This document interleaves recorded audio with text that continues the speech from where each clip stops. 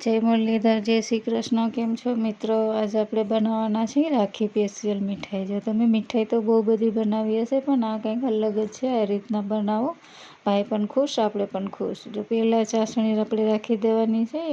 પોણી કટોરી જેટલી મેં ખાંડ લીધેલી છે, અને એની સામે આપણે 1 કટોરી ખાંડ એડ કરવાની છે. જો ચાસણી તો આપણે લેવી નથી, 1 તાર જેટલી થાય એવું લેવાની છે. બહુ ચાસણી આપણે લેવી નથી, એટલે આપણે હવે એને મૂકી દીધી ચાસણી. કેમકે સૌ પ્રથમ આપણે ચાસણી કરી લેવાની છે. થોડી ઠંડી પડી જાય, આપણે ચાસણી ઠંડી રાખવાની છે અને ટોસ્ટ ગરમ રાખવાના છે. એટલે પહેલાં આપણે ચાસણીની પ્રોસેસ જ પહેલાં કરી અને એને રાખી દેવાની છે. અને હારે બીજા આપણે ચૂલા ઉપર તેલ અથવા તો ઘી પણ મૂકી દેવાનું છે. ચાસણી બને ત્યાં લગન એ પણ ગરમ થઈ જાય. તો જુઓ આપણી ચાસણી બને છે, તમે જોઈ શકો છો. બને એટલે આપણે એને બંધ કરી અને રાખી દઈએ. હવે રેડી છે.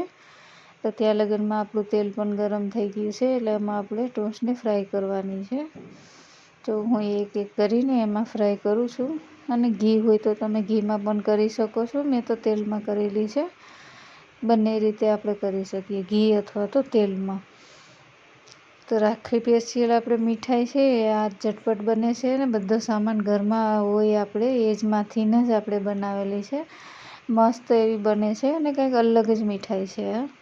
તો આપણે બધી જેટલી ટોસ્ટનું આપણે મીઠાઈ બનાવવી હોય એને આપણે એમાં ફ્રાય કરી લેવાની છે. તમારે એ મોટી કઢાઈ હોય તો 2-3 હારે પણ ફ્રાય કરી શકો છો. બદામી કલરની થાય ત્યાં લગન આપણે એમાં ફ્રાય કરવાની છે. અને ગરમ જ આપણે ચાસણીમાં એડ કરવાની છે.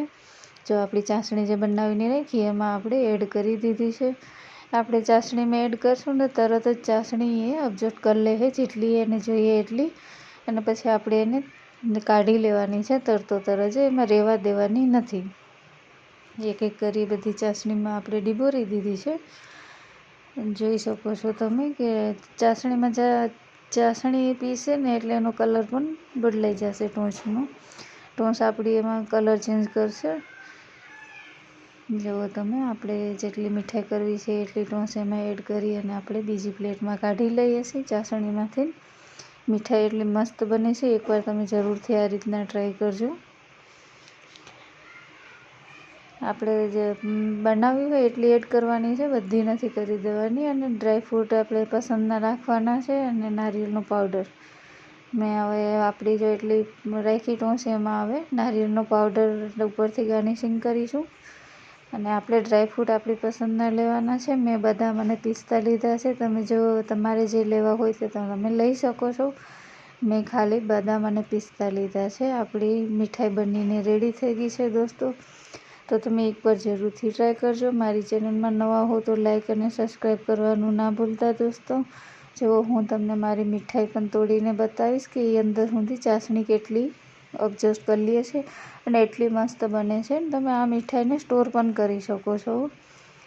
આપણે ભાઈ માટે બનાવીએ તો બહુ મસ્ત લાગે છે. તમે એકવાર જરૂરથી બનાવજો. જો આપણે એને તોડી લીધી છે, કેટલી ચાસણી અંદર સુધી દેખાય છે, કેવી મસ્ત બની છે આપણી મીઠાઈ. જય મુરલીધર.